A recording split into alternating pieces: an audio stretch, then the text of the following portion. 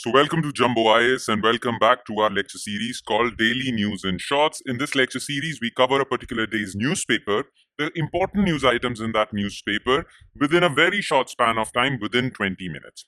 Now, today we are going to be covering August 17th, 2024's newspaper. And the important news items or the important articles that featured in 17th August newspaper are as following. Okay, so in total, we are going to be covering four important news items. There were other articles as well, but they were not important for civil services aspirants. These four articles were very important if you are preparing for your prelims or mains examination for civil services. Okay, so please narrow down your focus to only these four articles from today's current affairs. Okay, number one topic was monkeypox risk alert. European Disease Control Organization basically issued an alert with respect to spread of monkeypox. So what is monkeypox? Some of you might have heard about it because it was discussed in the previous news lectures as well. But still, we are going to look at this issue afresh. So, monkeypox risk alert. What is monkeypox? What is the current situation with respect to its spread? We'll talk about that. Then, recently, ISRO has tested small satellite launch vehicle. So, what is SSLV? How will it boost India's space economy? We'll talk about this. Then, recently, Ministry of Agriculture launched Krishi-Decision support system platform, online platform which will help farmers. So, we'll talk about this. And in the end, we'll talk about decline in fuel exports to Europe from India. Okay, so we will confine our discussion to these four topics alone. So without further delay, without further ado, let's start with topic number one, which is monkeypox risk alert. Now, what has happened? Why was monkeypox in the news? So basically, European Center for Disease Prevention and Control, ECDC, they have actually raised the risk level of monkeypox from low to moderate. That means monkeypox spread is increasing in Europe. In fact, WHO, a few days back, WHO actually declared Mpox. It is also known as Mpox. It has declared monkeypox a global public health emergency. Remember, COVID was also once declared a public health emergency. This is the highest form of alert issued by WHO. Okay, so it is a serious thing. So monkeypox has been declared as global health emergency, public health emergency by WHO. ECDC has raised its risk level from low to moderate. In fact, Pakistan has also confirmed a few cases of monkeypox virus in its country. Though people say that this disease came to Pakistan because someone traveled from a Gulf country, okay, and he brought it with him. Now, monkeypox actually started in Democratic Republic of Congo. So it is basically an African disease, or it started in Africa. Okay? Now, let's talk a bit more about monkeypox, okay? Because you need to know about this disease. So first of all, monkeypox is a viral infection. Okay? And basically, this virus travels from animals to humans. So basically, it was initially monkeypox was an animal disease. It used to happen in animals, rodents, monkeys, and it shifted or jumped to humans. Now, diseases that jump from animals to humans are known as zoonotic disease. So, monkeypox is a zoonotic disease. Now that it is in humans, now human to human transmission is also possible. But initially, it started from animals. It jumped from animals, and hence it is called a zoonotic disease. Now, it's a viral infection, and if you're infected with monkeypox, then your skin will have these marks. These marks are known as lesions, and these lesions have pus in it. So, these are pus filled lesions. Plus, you have flu-like symptoms also. And currently, there is no vaccine available for monkeypox. Now, this disease actually started in Democratic Republic of Congo. Its first case was in 1970.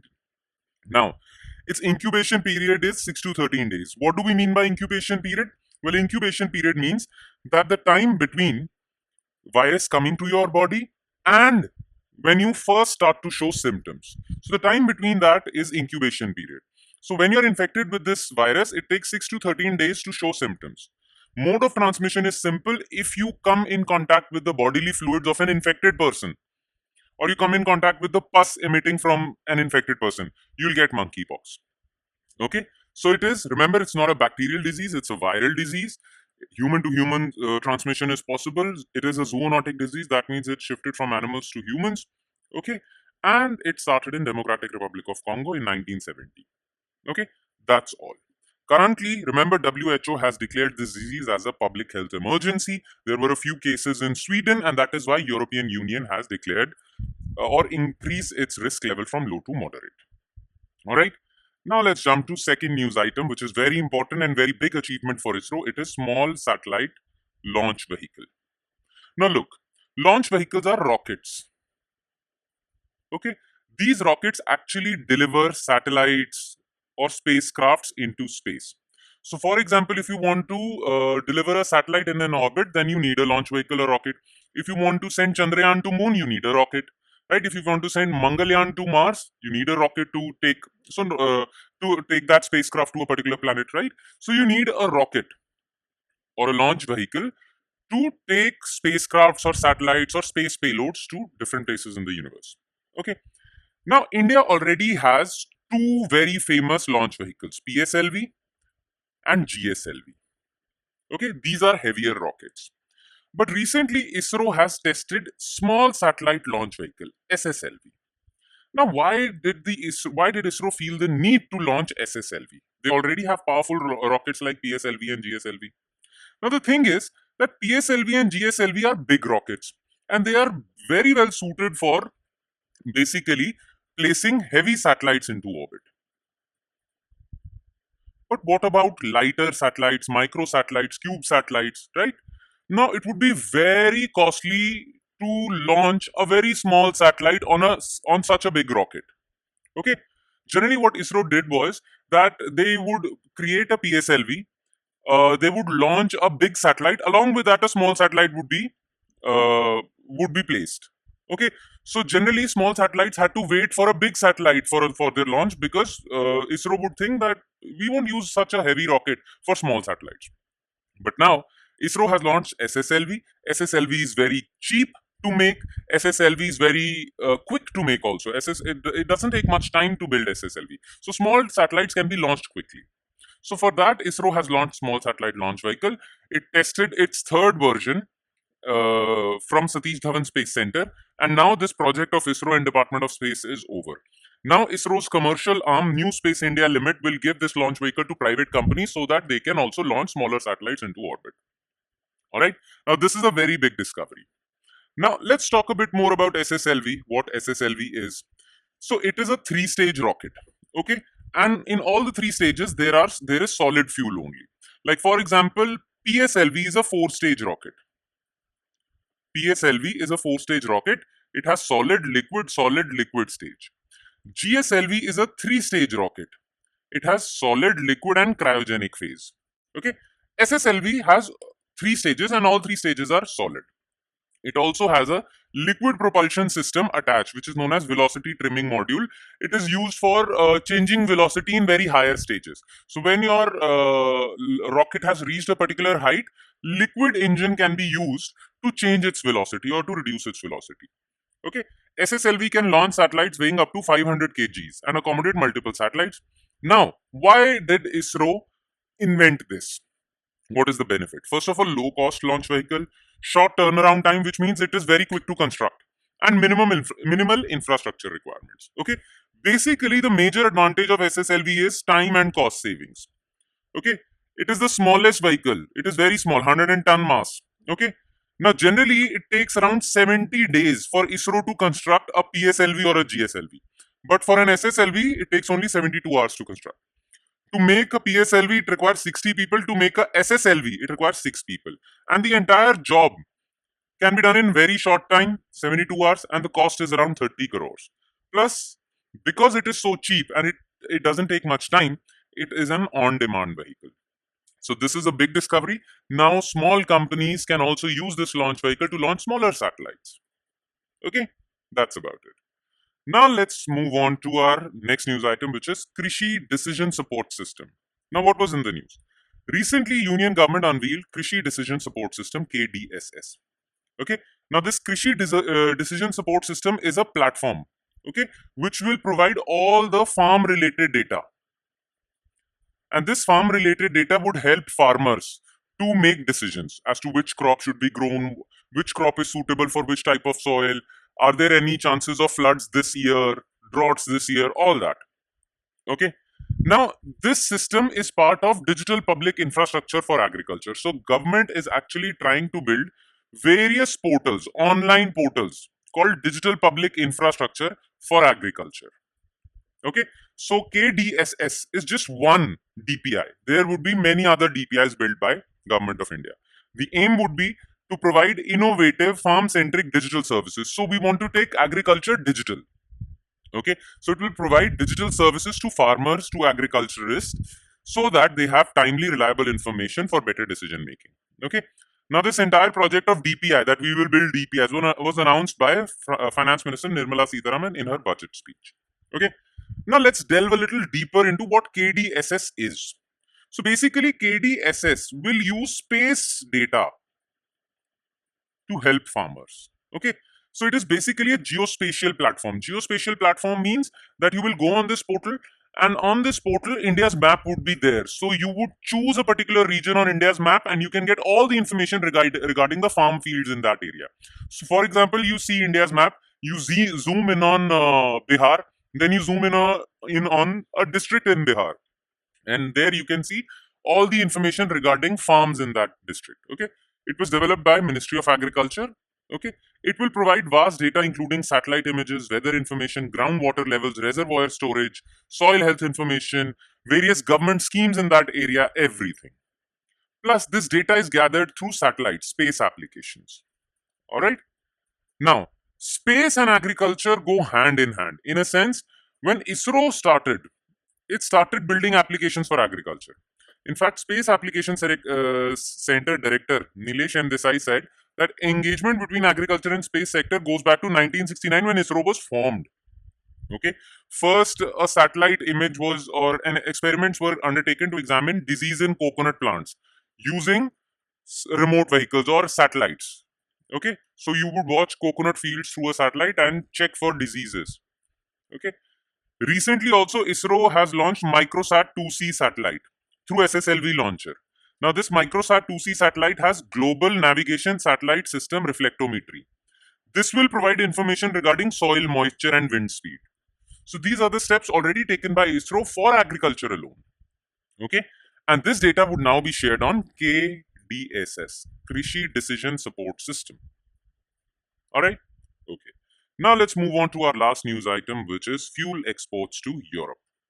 Now look, India's petroleum exports to Europe have shifted entirely to significantly longer and costlier, safer route around Africa via Cape of Good Hope.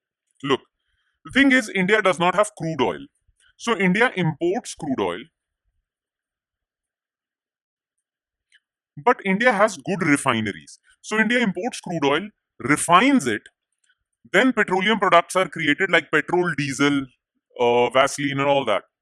Then India exports those petroleum products, refined petroleum products, because India has a lot of refineries. Okay, now India also exports these petroleum products to Europe. Now, when India exports these products, it has a very short route to Europe, and this is that route. This is known as Red Sea Suez Canal route because here is Red Sea between Africa and Saudi Arabia, and between Yemen and Somalia, Eritrea and Somalia, there is Bab el-Mandeb Strait.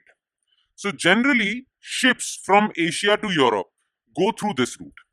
But recently, Houthis in Yemen are targeting commercial ships here. That is why it is not safe to send ships from here, and that is why Indian exports have to travel through this, around Africa. This is known as Cape of Good Hope. Around this Cape of Good Hope, and then they go to Europe. Now, because of that, it takes a longer time to reach Europe. It is a safer route, but it is a longer and costlier route. And this has increased the cost of exports to Europe. Because of that, India's exports to Europe have declined. Okay? Now, what is the problem with this new route, Cape of Good Hope route? Cape of Good Hope route, instead of Suez Canal, adds 15 to 20 days to the voyage to Europe from India, apart from significantly inflating the cost of shipping. Plus, there are higher risk premiums, longer voyages, okay, between Asia and Europe. Because of that, India's petroleum product exports to Europe dropped by 25% within 1 year. And this is problematic for India. And why is this happening? Well, Houthis in Yemen are actually blocking commercial ships from Red Sea and Bab al-Mandeb Strait because they are annoyed with the world supporting Israel against Hamas.